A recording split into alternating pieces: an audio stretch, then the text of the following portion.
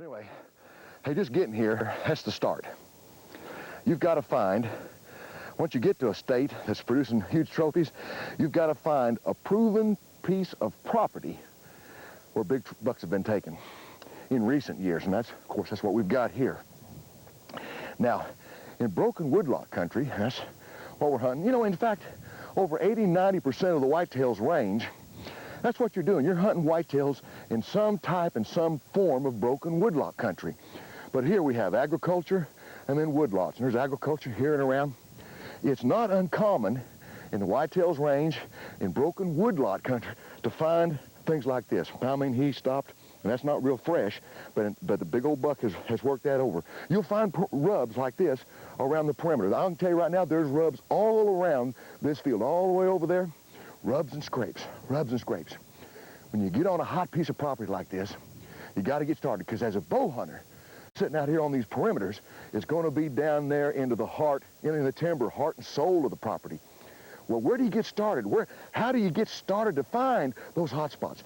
Believe it or not, it's not from the rubs and scrapes. I look for big buck tracks, and that is a big buck track. There's no question about it. I mean, he's come all along here and right around. Hey, you know, some people say you can't tell the difference between a doe track and a buck track. You know, that may be true with a 1 or 2 year old buck, or maybe even 3. But you get into that 4, 5, 6 year old buck, up in this country, let me tell you what, 4, 5, 6 year old bucks are big, and they are heavy, and they leave a big track.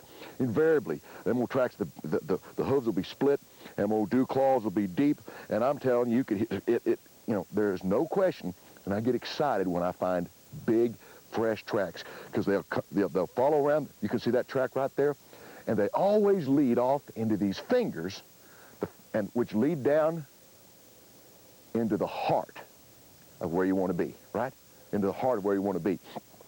Let me tell you, if that's a doe track, buddy, let me say, I'm going to throw this bow down and get me a .458 machine gun, if there's such a gun. It'd be dangerous to be in the woods if a doe was making that track. No, I know that's a big, mature buck right there. And that gives me a place of where I want to get started, because there's rubs and scrapes everywhere. But when fresh, big tracks lead off into these fingers, that's where I begin. I'll set up there. Hey, we've already been here 10 days, and that's where we started. And this is the way I hunt all properties like this.